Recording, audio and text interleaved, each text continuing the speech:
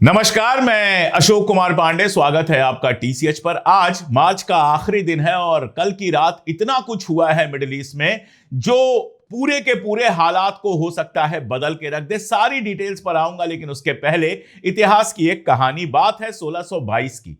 1622 में शाहफाविद एम्पायर था पर्शिया के अंदर, बेहद फेमस एम्पायर रहा है। और उसके बादशाह थे शाह अब्बास फर्स्ट। शाह अब्बास फर्स्ट ने पुर्तगालियों से 1622 में छीन लिया था होर्मुज को। और होर्मुज को आप कह सकते हैं एक तरह से अपना इकोनॉमिक इंजन बना लिया। वहां से टाल वसूलना और बाकी सारा कुछ शुरू हुआ। वो जमाना था जब समंदर इकलौता रास्ता था जिससे सारा माल दुनिया का इधर से उधर जाता था। और हार्मुज को, स्ट्रेट ऑफ हार्मुज को अपना इकोनॉमिक इंजन बनाने के साथ साथ इफ्तेहान को उन्होंने अपनी राजधानी बनाया। और इफ्तेहान में इतनी खूबसूरत चीजें बनवाई, जैसे शाह मस्जिद बनवाई, नक्शे जहां स्क्वायर बनवाया, अली कापू पैलेस बनवाया। ये सारा कुछ बनवाकर इफ्तेहान को इतना खूबसूरत सजाया कि बहुत सारे इतिहासकारों का मानना है कि दुनिया के सबसे खूबसूरत शहरों में से एक है इफ्तेहान। मैं ये कहानी क्यों सुना रहा हूं? क्योंकि उसी स्ट्रेट ऑफ होर्मुज के चलते, उसी स्ट्रेट ऑफ होर्मुज को खुलवाने की जिद के चलते कल इफ्तेहान के ऊपर जबरदस्त बमबारी की है डोनाल्ड ट्रंप ने। डोनाल्ड ट्रंप ने कल पहले कहा कि वो स्ट्रेट ऑफ होर्मुज को खुलवाए बिना ईरान के साथ समझौता करने के लिए तैयार है। अपनी मीटिंग में जिसमें उसके खास लोग थे, उसने ये बात कही और ये बात बाकायदा मीडिया में लीक की गई। वॉल स्ट्रीट जर्नल और बाकी सारे अखबारों ने इसको बहुत हेडलाइन देकर छापा कि ट्रंप बिना स्ट्रेट ऑफ होर्मुज को खुलवाए ही ये जंग खत्म करने को तैयार है। उसके बाद ट्रंप का एक ट्रूथ सोशल पर बयान आता है जिसमें वो कहता है कि बातचीत बहुत अच्छी चल रही है और जल्दी ही समझौता हो जाएगा, लेकिन उसके साथ साथ धमकी देता है कि अगर ईरान ने समझौता नहीं किया तो उसके सारे पावर प्लांट, उसका सारा ये, उसका सारा वो, सब जला दिया जाएगा, सब पर बमबारी की जाएगी। और उसके बाद इफ्तेहान पर जबरदस्त बमबारी होती है। इस बमबारी में दावा यह किया जा रहा है कि कम से कम एक एयरबेस, बदर एयरबेस को खत्म किया गया है। इसके अलावा यूरेनियम का जो एनरिचमेंट प्लांट था उसको खत्म किया गया है। फ्यूल फैब्रिकेशन जो प्लांट था उसको खत्म किया गया है। अब यह असर कितना हुआ है, कितना नहीं हुआ है, ये तो बाद में पता चलेगा, लेकिन दावा यही किया गया है। और ट्रंप ने अपने ट्रूथ सोशल से बाकायदा वीडियो पोस्ट किया जिसमें इफ्तेहान में आग आपको दिखाई दे रही है। तो दुनिया के सबसे खूबसूरत शहर पर कल बमबारी की है अमेरिका ने, और जबरदस्त बमबारी की है। यही नहीं, कल कुछ ऐसी मिसाइलें दागी गई हैं जिनको अभी कायदे से टेस्ट नहीं किया गया था। इसका मतलब यह है कि वो ऐसी मिसाइलें नहीं हैं जो जाकर सीधे टारगेट पर लगे, वो कहीं भी नुकसान पहुंचा सकती हैं। और इसी वजह से कहा यह जा रहा है कि यही वो वजह है कि इफ्तेहान के एक स्कूल पर भी वो गिरी हैं और वहां पर 21 बच्चों के, 21 लोगों के मारे जाने की खबर है। यह सीधा सीधा पागलपन है और एक सवाल उठाता है कि ट्रंप को इजराइल की सरकार चला रही है, कुछ जंगखोर चला रहे हैं, या वो अपने दिमाग से चल रहा है। सवाल यह भी है कि ट्रंप के पास कोई दिमाग है या नहीं है, या फिर स्ट्रेट ऑफ होर्मुज वाला जो खबर चलाई गई थी वो सिर्फ मार्केट को संभालने के लिए चलाई गई थी। जैसा कल कालीबाफ साहब ने अपने बयान में बहुत क्लियर कहा था, लिखा था कि ट्रंप जो बोले उसका ठीक उल्टा समझिए। इशारा यही था कि मार्केट को संभाले रखने के लिए वो बयान देता है। तो क्या स्ट्रेट ऑफ होर्मुज वाला जो बयान दिया गया था वो सिर्फ मार्केट के लिए दिया गया था और रात में फिर इफ्तेहान पर इस तरह की बमबारी की गई? आगे बढ़ने से पहले बस इतना याद दिला रहा हूं कि चैनल को सब्सक्राइब ना किया हो तो सब्सक्राइब जरूर कर लीजिएगा ताकि खबरें आपके पास लगातार पहुंचती रहें। तो जाहिर है इसका जवाब भी मिलना ही था और इसका जवाब मिला। ईरान ने एक कुवैती टैंकर को जला दिया जो यूएई के आसपास खड़ा था। इसमें कहा जा रहा है कि तेल पूरा भरा हुआ था, आग लग गई और आग अभी तक लगी हुई है।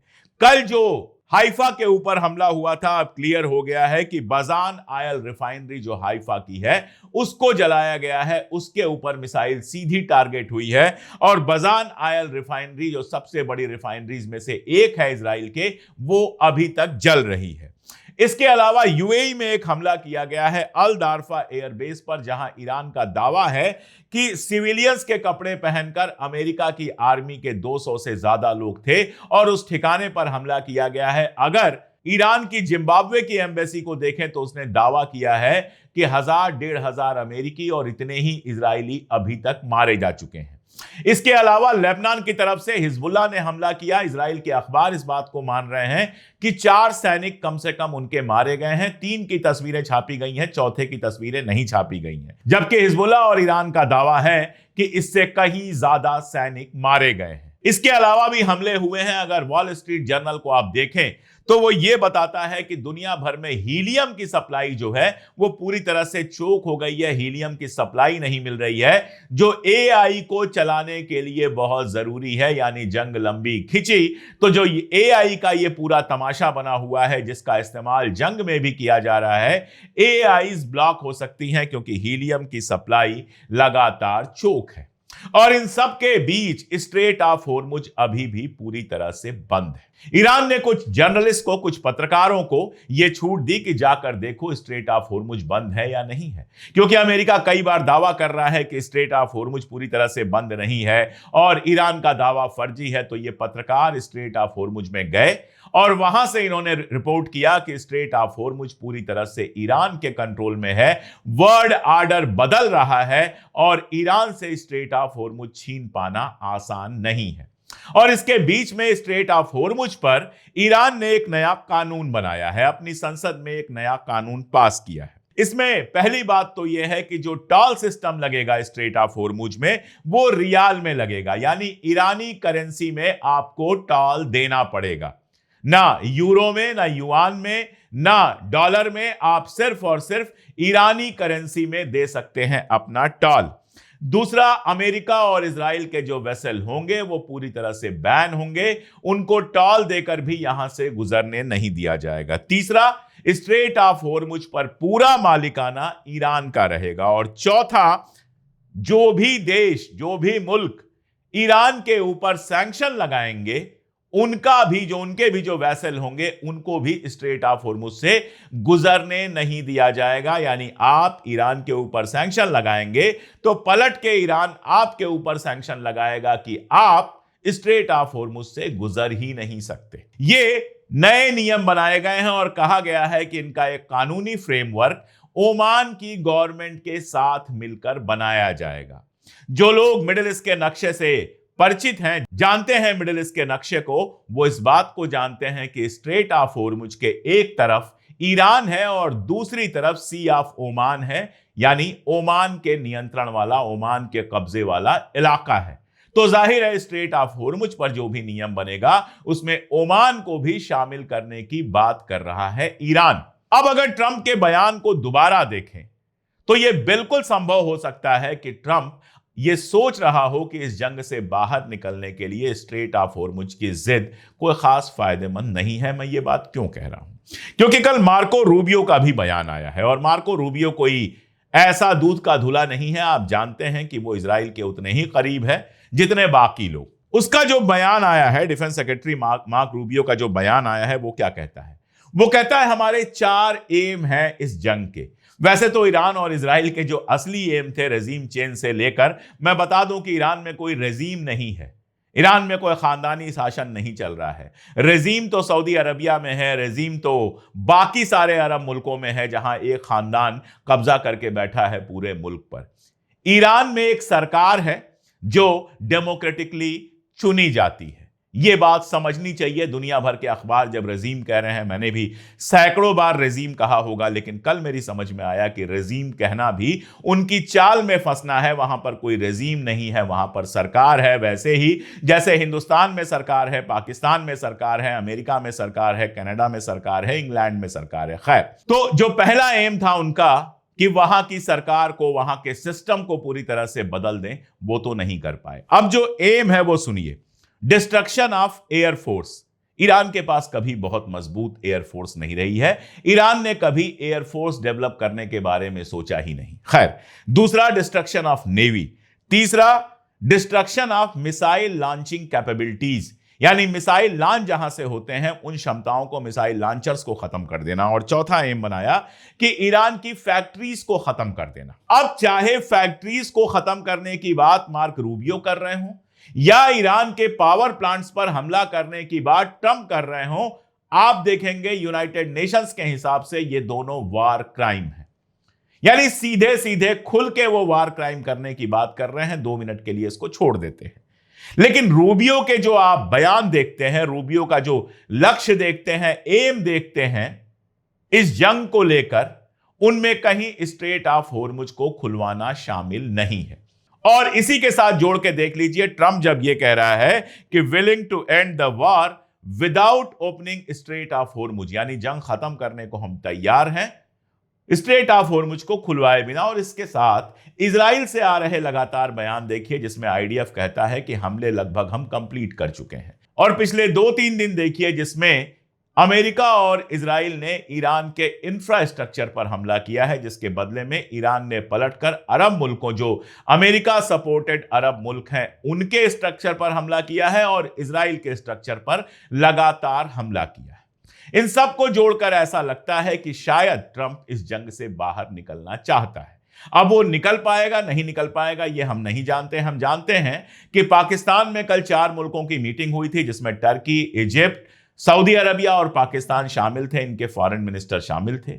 यह मीटिंग खत्म होती है, एक बयान आता है जिसमें इजराइल की भी मजम्मत है, ईरान की भी मजम्मत है और जंग खत्म करने की बात है। इसके तुरंत बाद इशाक डार, जो पाकिस्तान के फॉरेन मिनिस्टर हैं, वो चाइना जाते हैं। खबर आती है कि वो चाइना गए हैं। अब वो चाइना क्यों गए होंगे? कई लोगों का कहना है कि ईरान जंग अगर खत्म भी करेगा तो उसको गारंटर एक चाहिए, जो ये गारंटी ले कि अगला हमला हमारे ऊपर नहीं होगा, इसके बाद हमारे ऊपर कोई हमले नहीं होंगे और हमारे ऊपर सैंक्शंस वगैरह हटाए जाएंगे, या जो भी शर्तें उसमें होंगी उन शर्तों को लागू कराया जाएगा। गजा की तरह या लेबनान की तरह शर्तें अगले ही दिन से तोड़नी शुरू नहीं हो जाएंगी।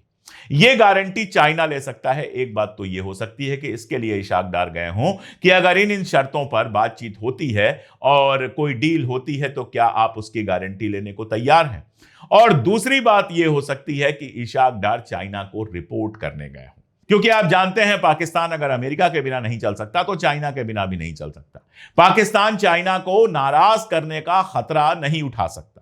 तो यह भी हो सकता है कि चाइना को रिपोर्ट करने गए हों कि क्या क्या बातें अमेरिका के साथ हो रही हैं, ईरान ने क्या शर्तें रखी हैं, अमेरिका ने असली शर्तें क्या रखी हैं और कहां पर समझौता हो सकता है। और इसके बाद अगर चाइना उन बातों पर चाइना को राजी होगा, अगर उसको लगेगा कि यह ठीक है, तो वो ईरान के ऊपर प्रेशर बना सकता है या ईरान को सलाह दे सकता है कि ये शर्तें ठीक ठाक हैं, इन पर तुम समझौता कर लो।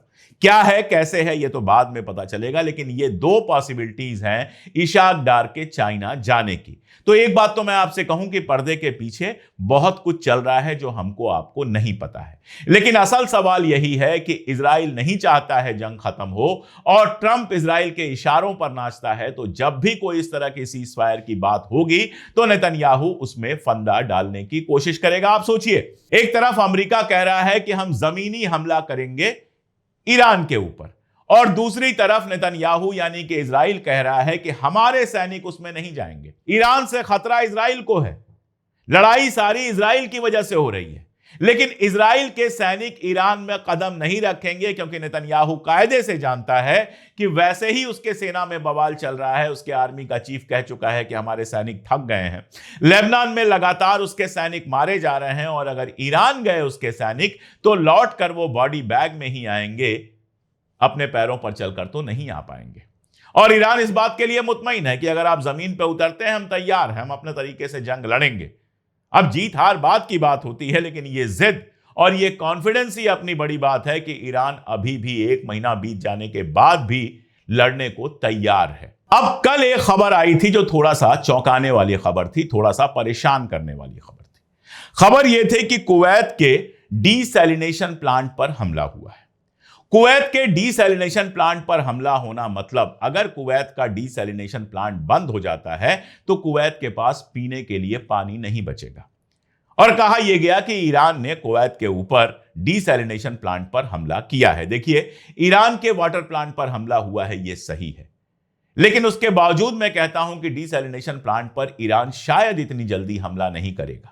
और वही हुआ, ईरान ने इस खबर को झूठा बताया। ईरान ने कहा कि हमने कुवैत के डीसैलिनेशन प्लांट पर हमला नहीं किया है, कुवैत के डीसैलिनेशन प्लांट पर इजराइल ने हमला किया होगा, हमने हमला नहीं किया है। अब आप देखिए, जब यह खबर आई कि ईरान ने कुवैत के डीसैलिनेशन प्लांट पर हमला किया है, यानी समंदर से पानी जो खारा पानी लेकर उसको साफ करके लोगों के घरों तक पीने का पानी पहुंचाया जाता है, उसका जो प्लांट होता है जिसके ऊपर पूरी तरह से आप कह सकते हैं कि कुवैत का पानी का सिस्टम डिपेंड है, उसके बिना कुवैत में पानी नहीं मिलेगा, उसके ऊपर जब ईरान के हमले की बात आई तो दुनिया के सारे अखबारों ने इस खबर को छापा और यह खबर सोशल मीडिया पर छा गई। सबने ईरान की मजम्मत की कि देखो पीने का पानी अरब मुल्कों से छीन रहे हैं। लेकिन जब ईरान ने मना किया कि हमारी इसकी जिम्मेदारी नहीं है, हम जिस पर हमला करते हैं बताते हैं, बाकायदा रिपोर्ट करते हैं कि हमने हमला किया है, लेकिन हमने कुवैत के डीसैलिनेशन प्लांट पर हमला नहीं किया है। जब ईरान की जानिब से यह बयान आया तो दुनिया के किसी अखबार ने इसको कवर नहीं किया। इसकी कवरेज आप क्रेडल पर देखेंगे, मिडिल ईस्ट आई पर देखेंगे, ऐसे ही कुछ जगहों पर देखेंगे जो इजराइल के खिलाफ वाले अखबार हैं, जो इजराइल के समर्थन वाले अखबार हैं, चाहे वो न्यूयॉर्क टाइम्स हो, चाहे वो वॉल स्ट्रीट जर्नल हो, चाहे इजराइल के अपने अखबार हों, किसी में यह रिपोर्ट नहीं किया गया है कि ईरान ने कुवैत के डीसैलिनेशन प्लांट पर हमला करने की जिम्मेदारी नहीं ली है, बल्कि यह कहा है कि हमने हमला नहीं किया है। इसका मतलब क्या है? जहां ईरान को बदनाम करने का मामला होगा वहां तो सारे उछल उछल कर खबरें छापेंगे, लेकिन ईरान का बयान जो इजराइल को कटघरे में खड़ा कर सकता है वो ये अखबार नहीं छापेंगे। मैं रोज आपको एक बार तो याद दिलाता हूं कि इसीलिए इन अखबारों का नाम कितना भी बड़ा हो, ये बेसिकली एक कॉकस है प्रो इजरायली लॉबी का, जो इजराइल के और अमेरिका के हितों को बढ़ावा देता है और लगातार ईरान के मुखालिफ, ईरान के खिलाफ खबर छापता है। इसलिए इनकी खबरों को पिंच ऑफ साल्ट के साथ पढ़िए, इनकी खबरों को बहुत गौर से पढ़िए और देखिए उसमें कहां गड़बड़ी हो सकती है, और इनके साथ मिडिल ईस्ट के जो अखबार हैं उन खबरों को भी पढ़िए। कई बार वो ज्यादा सही रिपोर्ट देते हैं या कम से कम तस्वीर का दूसरा रुख आपको दिखाते हैं, फिर आप फैसला कर सकते हैं क्या सही है और क्या गलत। उधर एक और मजेदार खबर है जिसके बिना आज की बात पूरी नहीं होगी। आप जानते हैं ट्रंप लगातार कह रहा था क्यूबा पर कब्जा करने का, क्यूबा के ऊपर ऐसे सैंक्शंस लगाए हैं कि वहां पेट्रोल, डीजल, ऑयल नहीं पहुंच पा रहा, बिजली चली गई थी वहां की, और वहां के अस्पतालों में कई सारे लोग इसलिए मर गए क्योंकि बिजली नहीं थी। और अगला प्लान इनका क्यूबा पर कब्जा करने का अभी तक है। लेकिन मजेदार बात यह हुई कि इस बार रशिया ने कहा कि हम क्यूबा को मरने नहीं देंगे, हम आयल भेजेंगे, और अपनी एक पुरानी जहाज में भरकर आयल भेजा क्यूबा को। जब तक यूरोपियन सी में था, वो यूरोप से लगे हुए सीज में उनका जहाज था, उसके साथ रशिया की आर्मी का एक जहाज चल रहा था, और रशिया ने बहुत क्लियर कहा कि इस जहाज पर कोई हमला करने की कोशिश करेगा तो रशिया की आर्मी उसका जवाब देगी, यानी वो सीधे सीधे रशिया के साथ जंग में शामिल हो जाएगा। जाहिर है यूरोप के मुल्कों ने कुछ नहीं कहा। अब जब वो क्यूबा के पास पहुंचा है तब भी रशिया ने बहुत क्लियर कहा था कि इस जहाज पर हमले को रशिया के ऊपर हमला माना जाएगा, और अमेरिका ये हिम्मत नहीं कर पाया कि उस जहाज पर हमला करे। उसकी कई वजह हैं। उस जहाज पर हमला करने के लिए वैसा ही जहाज आपको भेजना पड़ता तो मिडिल ईस्ट से आपको जहाज हटाने पड़ते, जो करने के लिए अभी अमेरिका तैयार नहीं है। दूसरी बात, रशिया से आपको सीधे जंग में जाना पड़ता, जो अपने आप में खतरनाक है। तो हुआ ये कि क्यूबा के ऊपर जितने सैंक्शन लगाए गए हैं उन सारे सैंक्शंस को दरकिनार करके रशिया का जहाज पहुंचा है क्यूबा, और क्यूबा में ऑयल सप्लाई करके वहां जिस तरह से नाकाबंदी की थी ट्रंप ने उस नाकाबंदी को तोड़ दिया है। उसके बाद ट्रंप का बयान आता है, ट्रंप का बयान नहीं आता है, व्हाइट हाउस का बयान आता है, और उसको अखबारों में ऐसे छापा जाता है जैसे क्यूबा के ऊपर जो सैंक्शन लगा है उसमें थोड़ी ढील दे दी है। ढील नहीं दे दी है, मजबूरी थी ढील देना, वरना रशिया से आप सीधे जंग में जाते और एक और मोर्चा खुल जाता। एक मोर्चा ईरान का तो संभाला नहीं जा रहा है, रशिया के साथ मोर्चा खुलता तो क्या होता ये कोई नहीं जानता। तो फिलहाल ये खबरें हैं आज 31 मार्च की दोपहर तक की, जिसमें आप देखते हैं इस्फहान के ऊपर बहुत बड़ा हमला हुआ है। कितना नुकसान हुआ है ये हम बाद में देखेंगे। उधर हाइफा जो इजराइल का पोर्ट है उसके ऊपर हमला हुआ है, वहां भी जबरदस्त नुकसान हुआ है। अब यह खबर आ रही है कि वहां पर बाजन ऑयल रिफाइनरी जो इजराइल की सबसे बड़ी रिफाइनरीज में है वो तकरीबन जल के खाक हो गई है। इसके अलावा कुवैत के एक जहाज को उड़ाया गया है। यूएई की एक पाइपलाइन हबशान फुजैरा रूट जो है उसको उड़ाया गया है। उसके मानी क्या है, ये शाम वाले वीडियो में मैं आपको बहुत डिटेल में समझाने की कोशिश करूंगा। और ट्रंप अब ये कह रहे हैं कि बिना स्ट्रेट ऑफ हॉर्मुज को खोले ही जंग से बाहर जा सकते हैं। अब ट्रंप के कहे पर कितना भरोसा करना है ये तो आप खुद डिसाइड कर सकते हैं, लेकिन जंग एक महीना खत्म होने के बाद भी फिलहाल लगातार एस्केलेट करती हुई नजर आ रही है। इसके असरात सारी दुनिया में देखे जा रहे हैं। आगे ये जंग किधर जाएगी इसी से तय होगा कि दुनिया का फ्यूचर, दुनिया का भविष्य कैसा होगा। आज के लिए इतना ही, बहुत शुक्रिया।